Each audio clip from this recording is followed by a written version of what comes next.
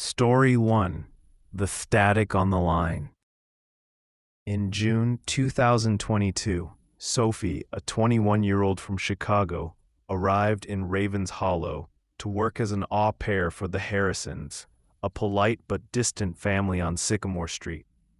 The town felt wrong. Factories rusted silent, streetlights flickering in patterns that hurt her eyes, and a faint buzz like a radio stuck between stations. The Harrisons' house was tidy but oppressive, with an old stereo in the living room that hummed faintly even when unplugged.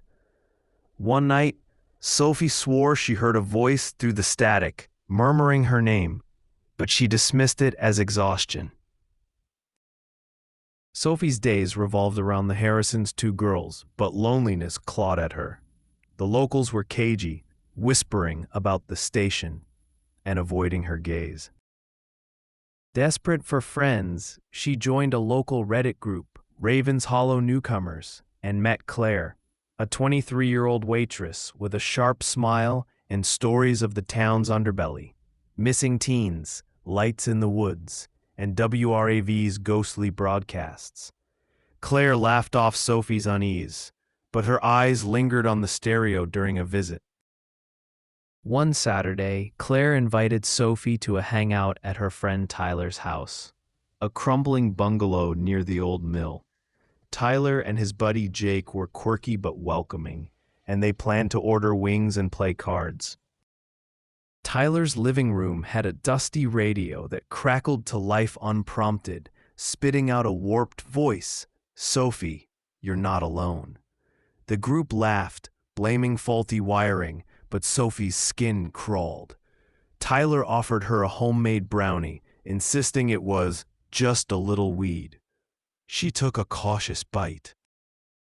Reality shattered. The room warped, walls pulsing like a heartbeat.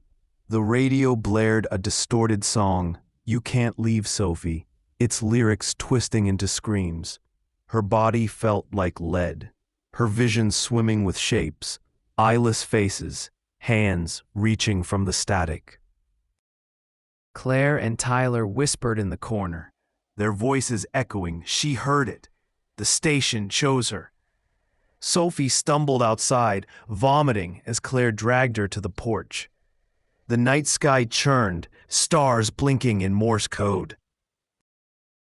Sophie woke in her bed the next morning, wearing clothes she didn't remember changing into. Her phone pinged with a text from Tyler. "Keep quiet about WRAV. It's listening."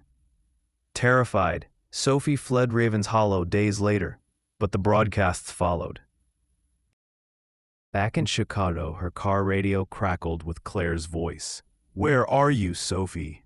Her boyfriend Noah smashed the radio, but Sophie still hears static at night, and sometimes her phone plays a song no one else can hear.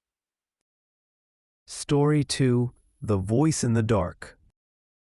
Ethan, a 25-year-old mechanic from Ravens Hollow, was doom-scrolling Instagram one stormy night when he found Jessica's profile. Her photos, coffee shop candids, sunset hikes, were unremarkable, but her hazel eyes seemed to glow, pulling him in. They bonded over their love for Paranormal and Polaroid photography, and Jessica mentioned she'd just moved to town for a graphic design gig, feeling out of place. Ethan, smitten, suggested a coffee date. They met at Dottie's Diner on Elm Street, where the jukebox occasionally sputtered WRAV's old frequency, playing snippets of a haunting melody. Jessica was prettier in person, her smile warm but fleeting, like she was hiding something. They talked for hours, but Ethan noticed her glancing at the jukebox, as if hearing something he couldn't. When they parted, she hugged him too tightly, whispering, "You're mine now." He laughed it off, but his car radio hissed static all the way home, a voice murmuring, "She sees you, Ethan." Jessica's messages flooded his phone, sweet one moment demanding the next. She'd text at 3 a.m., asking where he was, who he was with. One night, Ethan was at a bar with friends when his phone pinged with a photo from Jessica. She was outside, captioned, "Found you." The radio in the bar crackled.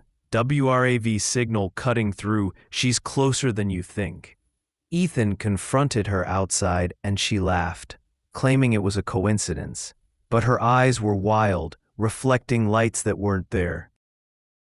Things escalated. Jessica called from unknown numbers, her voice replaced by static or a low chant of his name.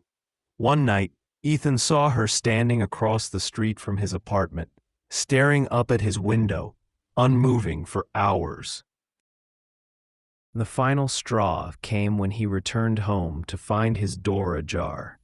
Inside, Jessica sat on his couch, clutching a pair of handcuffs, the radio blaring WRAV's distorted voice. "Together forever, Ethan." Her smile was wrong, her shadow stretching too far across the wall. Ethan bolted, screaming for help.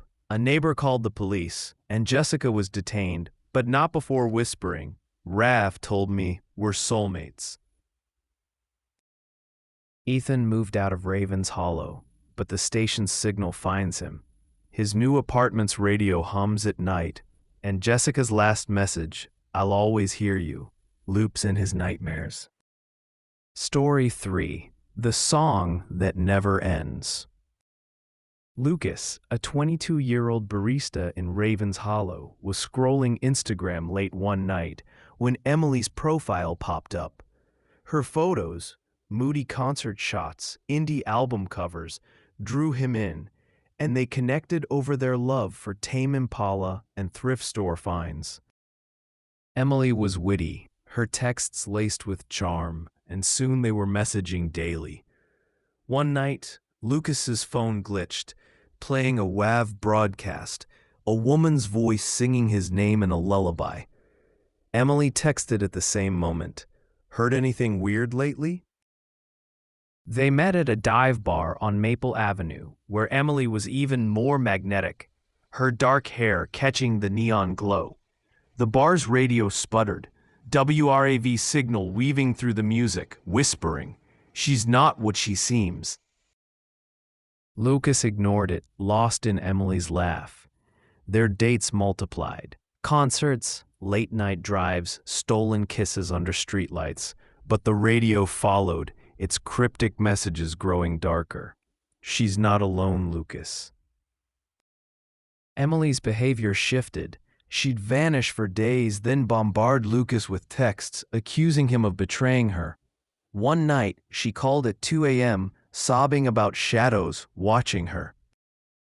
Lucas raced to her apartment, the radio in his car screaming, "Don't go."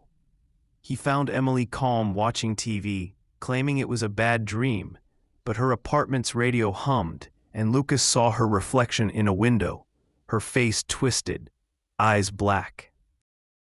The horror peaked one night when Emily pounded on Lucas's door at 3 a.m., hair wild, eyes glassy. She clutched a kitchen knife, screaming about them coming for them. The radio blared WRAV's signal, a voice chanting, "She belongs to us." Emily lunged, her movements jerky, like a puppet on strings. Lucas disarmed her, wrestling her to the floor as she shrieked in a voice not her own. Paramedics arrived, and Emily went limp, staring vacantly.